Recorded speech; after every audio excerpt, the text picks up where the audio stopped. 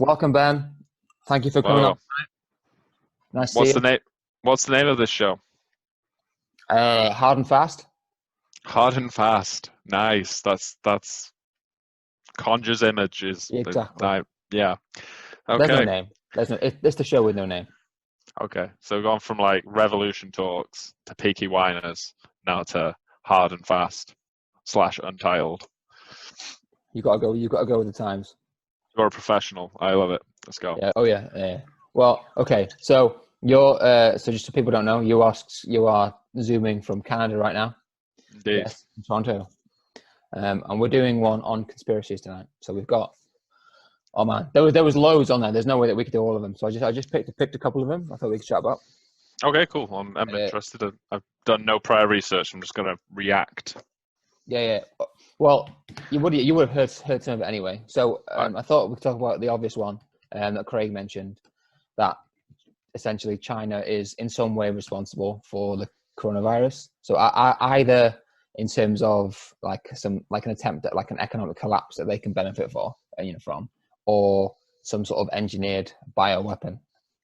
Okay, so Seen this like the loads. so the theory is that it is orchestrated, it's purposeful. Yes, Okay, yes. because like if you could argue that yeah, China definitely are like it came from China, therefore it was China's not fault, but yeah. Okay, um, okay. So some sort of weapon, right? Well, what's the advantage of that? Well, shall we? Sorry, should we take the bioweapon idea first? Well, okay, yeah, but we should go over like a conspiracy theory. Like the first thing you got to break down is why, what would the effect be, and does it affect the person that has started it? So straight off the bat, like, why would you release a really like purposely release a virus that will affect you? That could affect you. Like, it's like, oh, the governments are polluting the air on purpose to destroy the world. It's like, what? Why? Why would they do that? Because they live on the world. They require that. So yeah. So bioweapon. How would it be a weapon? Well, a weapon in the sense that it's, I suppose, engineered to target our most vulnerable. Um, that's yeah, but why are they doing that? That's what I'm curious about. Like, why would that be the case? Why would they target the most vulnerable? I mean, there's the whole thing of like people saying, I heard a lot about, oh yeah, it's been constructed so it kills off the old people and the weak Mm. people, people that require benefits, for lack of a better term, more broad term. Um, and yeah, that's I just don't see that happening. This is a known virus. It was always known. Coronavirus was always has always been a thing, but this is just like a more violent strain, and we've seen far worse effects with different types of influenza, like Mm. Spanish flu, stuff like that. And flu in general kills millions every year, and it evolves every year, and that's much more of a dangerous threat generally. Well, Um, I mean, I thought that if you were going to engineer any type of virus, you would surely, especially if the objective was to kill, like presumably, right, that's one of the main reasons why you would engineer a horrific virus. I mean, yeah, you would increase its like its mortality rate much far higher, wouldn't you? um, not necessarily to go against my previous point. Oh, I think I no, controversial. I think you would. Um, you wouldn't want it to have a higher mortality rate because you want to be able to like control the spread of it. You want it to spread massively and fast, but you don't want it to kill everyone because as soon as it starts killing people, it doesn't spread anymore. Yeah, Like yeah, this yeah, is yeah. There'd be a certain obvious like level where like it's too effective, and then yeah, it's not going to go anywhere, but much higher than yeah. 1 and 2%. As far as like spreading goes, this virus is amazing. Like I think I'm not a virologist. Virologist? Uh, Virologist. virologist, maybe I don't know. I'm not a gynecologist, but That's the one. um, yeah, but, but yeah, it seems to be perfect for spreading because you get it, you have incubation period of 5 days, then you can infect others for another 6 days, and then after this is like typical rates, but after 11 days of the initial start point, then you start to show symptoms. So you've already spread it to people beforehand. Mm. What? So I'm just getting news from my PA that the Prime Minister has had to go to hospital Oh yeah, over yeah. coronavirus. I didn't Yeah, know he's that. got Yeah. it. Anyway, Yeah, yeah. Maybe it was all about him all along. Anyway, so yeah, you have a 6-day period where you can infect other people, which is like, and it is kind of the perfect spreading virus, and that's why everyone's panicking. It's yeah, like Ebola fucking kills like 80% of people who get it. That's partially due to like social situations, like people who generally get Ebola or have got no access to medical care and stuff.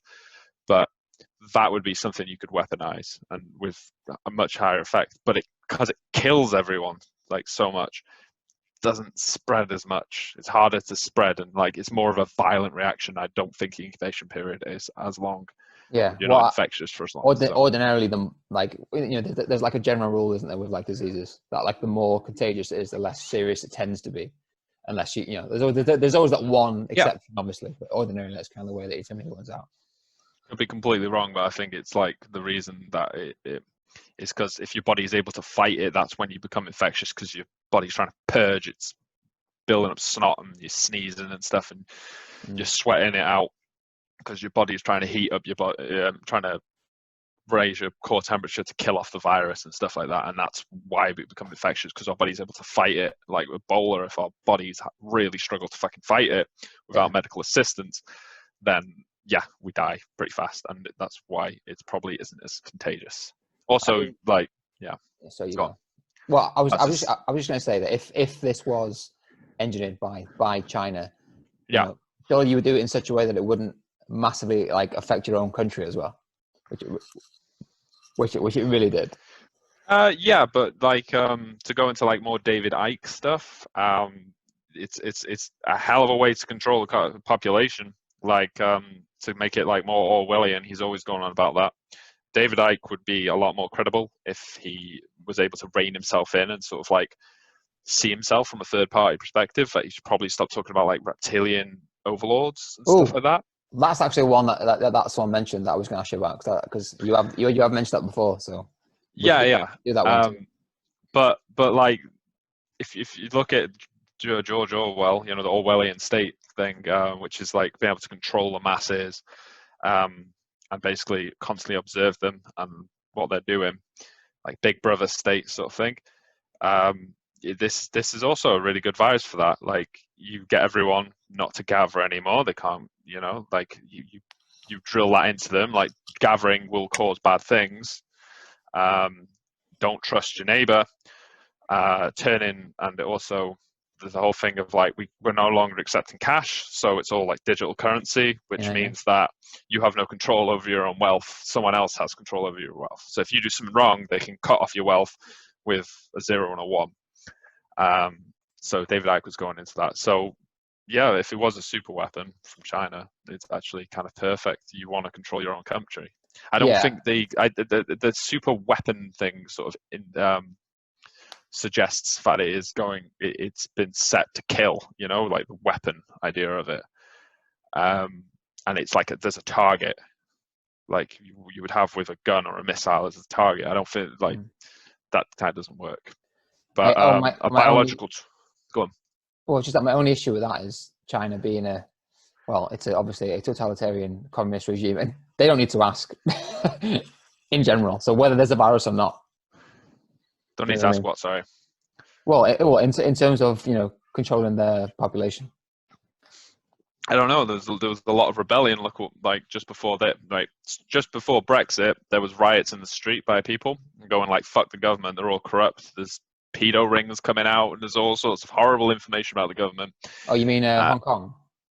Yeah, but I'm talking about Britain first to give a comparison. So there was all that stuff going on, and then they were like, "Right, Brexit vote, split the country, 52%, 48, perfect division." No one is able to like focus against the government anymore because everyone's fighting on the lower levels, the lower tiers. And the same thing with China, perhaps. Like you could argue that like all this Hong Kong stuff was going on, this real fucking horror where people are getting just standing up for their own fucking democracy, and they were just getting like mainland China were coming in and just fucking killing them and arresting them like unjustifiably, and like there was a standoff in a university where the students were told, like, if you leave the university now and stop barricading it, we'll let you go. It's not a problem. Just go out the back door. And then they went out the back door, a few of them, and they're just fucking immediately getting a beating in the back of the van, never seen again. And then that was all horrible, and that was happening. And then, distraction. Now everyone, virus. Yeah. Like, you could argue that. Well, I mean, yeah, like I think part of the reason why like conspiracies tend to be quite effective is because they've usually got like a nugget of truth in them that's like hugely exaggerated, isn't it? Yeah, but the issue is it goes all fantasy. That's the thing I was saying with David Icke. Like, he has these good ideas. He notices things, which is like, oh yeah, like I didn't notice that. Like they were trying to, in the US, they were trying to pass legislation so homeless people were chipped so they can be tracked, but mandatory. So like you have to, if you're homeless, you have to be tracked. And it's like, oh, we're just looking out for their well-being. And like the Tories in Britain were trying to like get rid of all the human rights legislation in Britain, and they were like, oh yeah, then we can rewrite it and then we'll make it better. Like, and there's lots of things that you then, distraction, and he noticed stuff like that, which is great. But then he goes into fantasy, and that like I said, the reptilians and that. And this is the problem with conspiracy theories in general, is like the actual facts get lost. And people just, in my opinion, people just want to believe in a conspiracy theory because they want to be part of a special group. Like, oh, I have hidden knowledge. My group has hidden knowledge that you don't have. Rather than actually trying to say, hey, look, this is fucking horrible right here. This is horrible. Here's evidence. Yeah. Well, does that make sense? No, it makes total sense. I just thought we'd, in terms of like I suppose the like underpinnings of it, maybe we leave that to the end. The legal stuff. But you mentioned the reptilian thing because Gary was always talking about that one. You know, like the world is ruled by the satanic, pedophile, reptilian, lizard people, and somehow connected to like the Illuminati. Have you noticed, like, whenever someone can't explain like just things in general, they'll just slot like generic secret Illuminati. Society. Yeah, straight away. It's in there. It's similar to what I think people's belief in God is like, if you can't explain it, you just say, oh, God. It's like, oh, the sun gives us heat and like creates life. Yeah. And it's like, oh, well, God created it, because I don't really know how that works out. And it's the same with conspiracy theories. It goes back like, yeah, they're doing this, and they're like, they're chopping down the rainforest. It's like, why? Because of this. Why? Because of this. Why? I don't know. The Illuminati. Like, it's a perfect blanket statement. It's to just blame the Illuminati. It's like, oh, they're so mysterious. We can't understand their ways. I don't know. I don't. You've got to give a reason, like, why people are doing it. You can't just dismiss it on like mysterious ways, like for a reason for something happening. Like, so when you go into like reptilian overlords and that, like, hey, that sort of idea might actually exist. There might be this group of people, because there are, who control most of the wealth and most of the power. But the simple fact is, they're just horrible human beings. To get to the position with that, having that much power, you've got to have stepped on literally billions of people to get there. You are a horrible person. If you're a politician, if you're prime minister, there's a good, like prime minister, president, there's a good chance you're a bit of a dick, because you've craved that power to get there. I mean, I suppose what you're saying is, if one way to sort of discredit people, you know, like attacking that quite obvious group of people, you make them seem as absurd as possible, and then it becomes a joke type thing. Yeah, I've spoke about this in previous chats that we've done. Is every time there is like a movement or an idea of like a better society, it immediately gets discredited and turned into a joke. Hippie movement. Hey man, let's just look after each other and kind of do what you want, but just don't hurt other people. And they're like, haha, hippies. Like, and now it's a joke. Anonymous movement, they were like, yeah, we're like releasing data, like war crimes and stuff that countries have done. and various other things. I can't really get into it, but then yeah, it gets turned into a joke. Like everyone starts buying the Guy Fawkes mask, which is ironically mass produced in China, and yeah, it gets turned into a fucking joke. And that's the thing with the reptilian overlords. It's like the simple truth is, yeah, there is some evil fuckers who are controlling most of this. Whether they've got an agenda or anything doesn't really matter. No, I think you're right. Yeah. Well, yeah, we'll go a bit more on that in a bit. But have you? Because I think it's a really, really like interesting one. I think Andy posted it, and I didn't really hear about it until like this week. But I kind of like lost myself in it a little bit. The like 5G conspiracy, you know, that obviously like the idea that this was just this whole virus was a pretext to allow them to carry out this mass upgrade and all these 5G cell towers are having like a negative like health effects on us. You know, Yeah. Really interesting as well. Like, which makes me think maybe it has a link to like the anti-vaxxer movement. It apparently like causes autism. Yeah, I don't know why it's always autism. But yeah, obviously there's no credible evidence for any of it whatsoever. But it's high intensity radiation, like 5G. Yeah, it's pretty. I can understand why people would naturally assume that's bad, because it is bad for you. But so is everything we have, like electromagnetic radiation does affect our brain ever so slightly, and that comes off everything electrical. The sun kills us. The UV radiation destroys our cells. Yeah, I mean, I could go on. Like a radiator filled with hot water, like the radiation off that is heat radiation. Stimulates the particles in our body, causes us to be warm because we're absorbing the energy, but it's also like it's affecting us on a biological level. Yeah, but I think a danger that is like every day obviously doesn't create the same fear. It's usually, you know, like there's like a kind of like a mass hysteria about anything that's kind of new and novel. Yeah, You know? yeah, yeah.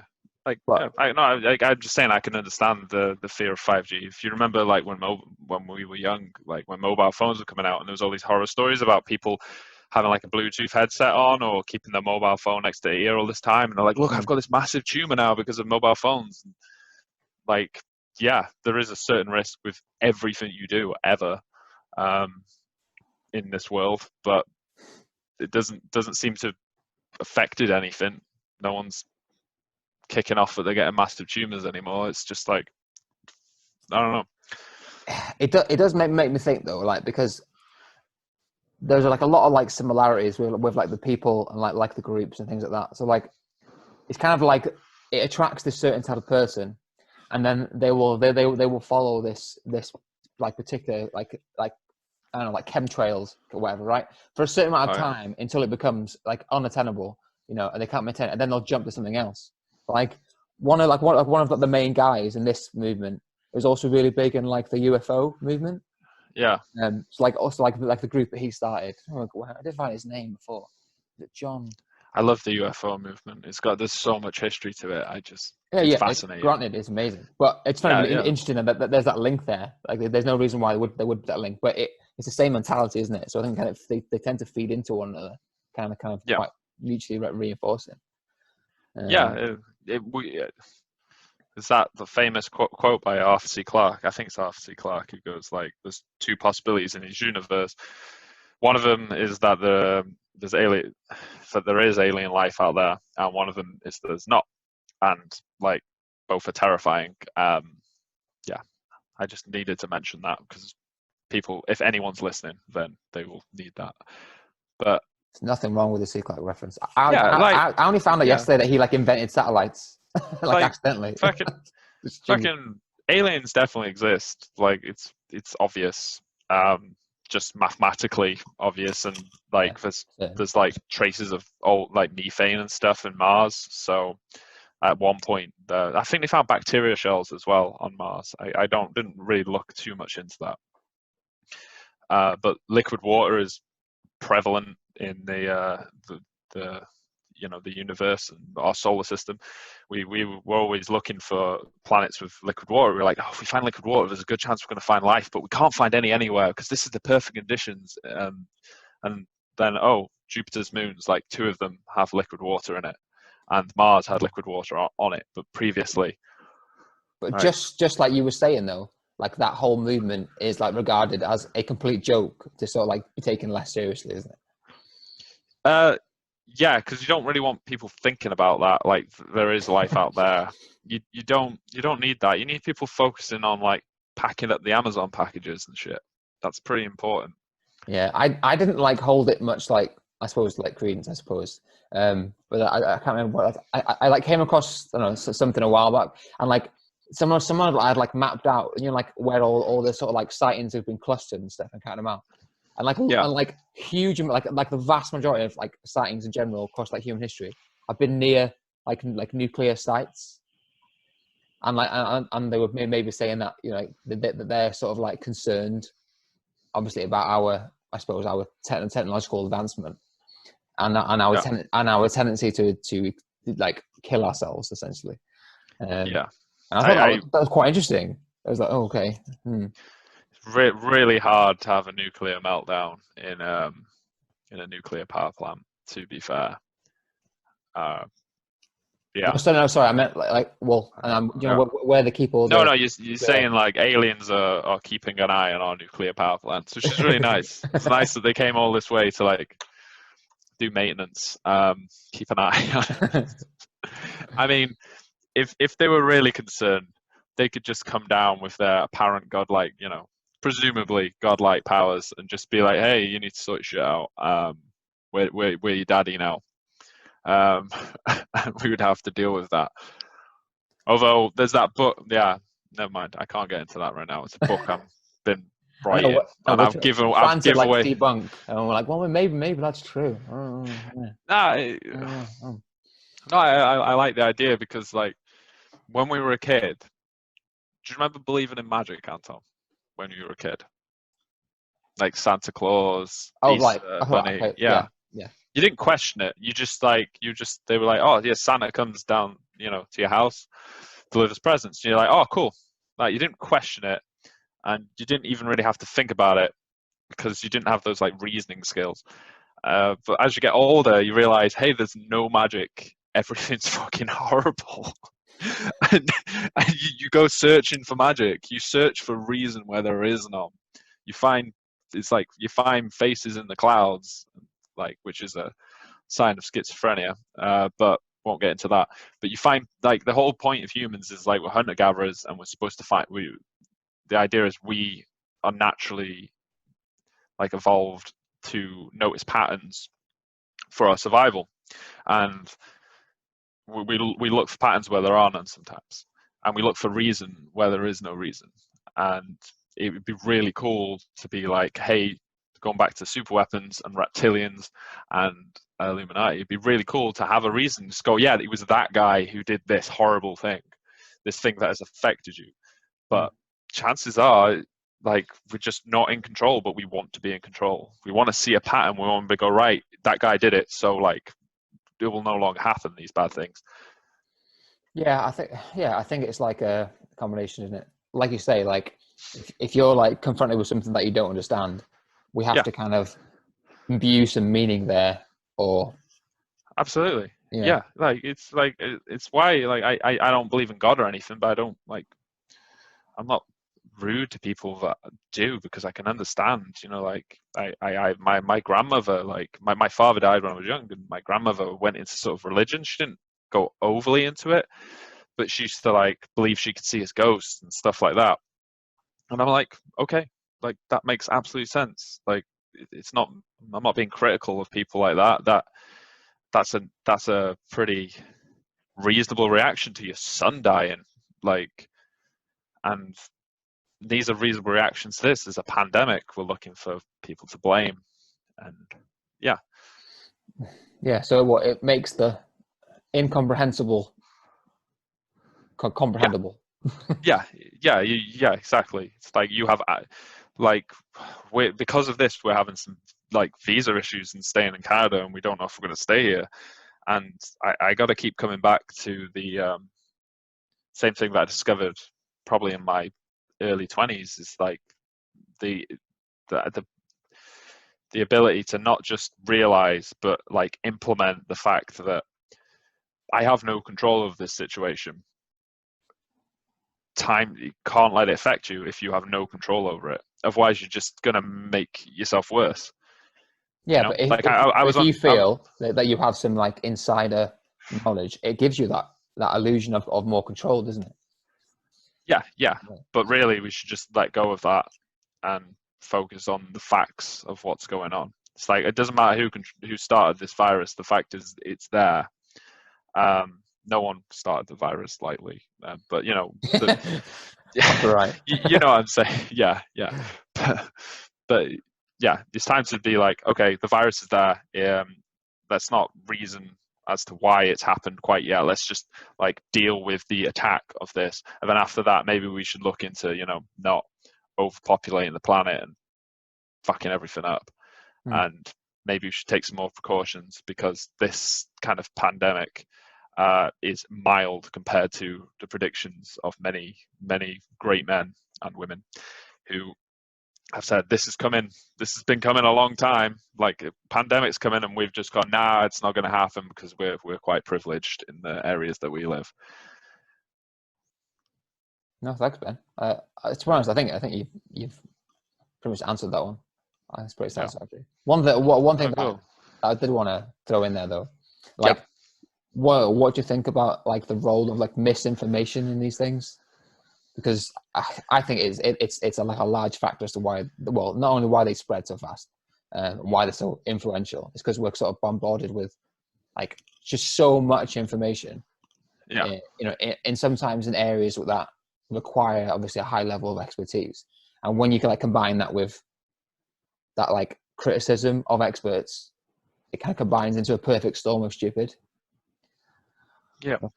Well, I previously gone into like propaganda and the misinformation propaganda in like started out in Russia, I think. I mean, it did start in Russia, like it became famous, but it might have happened somewhere else. But misinformation is a great tool to divide people. I don't think it's necessarily been put in this, but I think it's just a general. I think misinformation is put out there because people kind of want to profit off it, and I'm not talking about like necessarily monetarily profit off it, but people want attention, and they like. Well, there was a. Oh Christ, I forgot the fact. There was a place where they were like, "Hey, if you drink, I think it was like bleach or Lysol, it would cure you of the disease," and a few people did it, and yeah, they're dead, or got horrible chemical burns. And I'm like, yeah, it probably did cure you of the disease, but it also, you know, got rid of, you know, your life. Yeah, misinformation can be dangerous, but it's easy to see how misinformation comes about. People, yeah, people will consume everything that they're told, and whether they act on it, it's kind of like the same thing. We're making entertainment out of misinformation right now. Yeah, but when you have like just, you know, because it's like a market, right? And like information is the new market. It's the new currency, isn't it? And when it's like so saturated, like even for the smartest person to like differentiate, you know, I mean, obviously that like bleach one is a pretty like funny example. Well, not for them, but you know, like it's pretty stark, right? But there's a lot of levels where that's not so easy, you know? Yeah.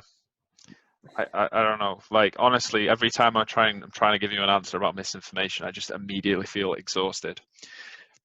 Like because there's so much information, Ben. Yeah, there's so much, and you just like I don't know where to begin to try and break this down in my brain and put it into words. Like, okay, Ben, how about we do a separate one on propaganda? I would do my research for that one. I would do it because I like that. As a guy who's done a lot of marketing and stuff in his past and like played that horrible game, like that's essentially what it is. But yeah. All right. Okay.